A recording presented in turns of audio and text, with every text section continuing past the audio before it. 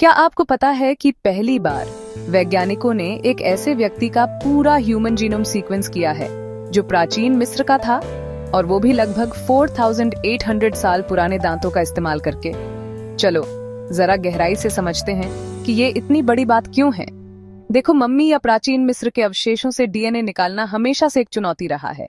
मिस्र की गर्म जलवायु और पारंपरिक मम्मीकरण प्रक्रिया बेसिकली डीएनए को नष्ट कर देती है। पहले की सारी कोशिशें, जैसे 1985 में नोबेल विजेता स्वांते पेयबो की मशहूर कोशिश, ज्यादातर नाकाम रही या उनसे बहुत कम डेटा मिला। लेकिन इस बार वैज्ञानिकों की किस्मत अच्छी थी। उन्हें एक बूढ़े आदमी के अवशेष मिले। वो फैरो नहीं था, लेकिन ऊंचे दर्जे का कोई व्यक्ति था। उसे नाइल नदी के पास एक मिट्टी के बर्तन में दफनाया गया था, कायरो के दक्षिण में।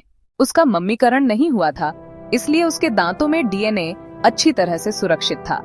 सबसे दिलचस्प बात यह है कि ये आदमी मिस्र के ओल्ड किंगडम के दौरान रहता था, उसी दौर में जब महान पिरामिड बने थे। जब उन्होंने उसकी हड्डियों की जांच की तो उन्हें आर्थराइटिस और ऑस्टियोपोरोसिस के निशान मिले, जिसका मतलब है कि उसने अपनी जिंदगी का ज्यादातर समय शारीरिक मेहनत में बिताया होगा। हो सकता है वो कुम्हार रहा हो। जरा सोचो, 4800 साल पहले का एक आम आदमी अब हमें इतिहास फिर से लिखने में मदद कर रहा है।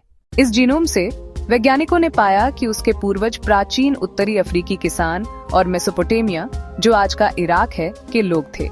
ये हमें बताता है कि प्राचीन मिस्र में जितना हमने सोचा था, उससे कहीं ज्यादा सांस्कृतिक आदान प्रदान और प्रवासन हुआ था। हार्वर्ड के डेविड राइट जैसे विशेषज्ञ इस खोज को अविश्वसनीय रूप से रोमांचक बताते हैं, और मिस्र के वैज्ञानिक येहिया गैड कहते हैं कि ये मोलेक्युलर इजिप्टोलॉजी के लिए एक मील का पत्थर है। बेशक एक जीनोम पूरे मिस्र का प्रतिनिधित्व नहीं कर सकता, लेकिन ये एक बहुत बड़ा कदम है।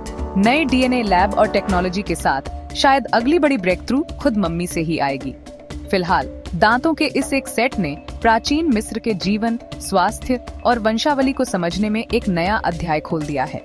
कौन जानता है कि हम आगे कौन से राज उजागर करेंगे। अगर आप भी हमारी मानव कहानी से उतने ही फैसिनेटेड हैं जितने मैं हूँ, तो बने रहिए।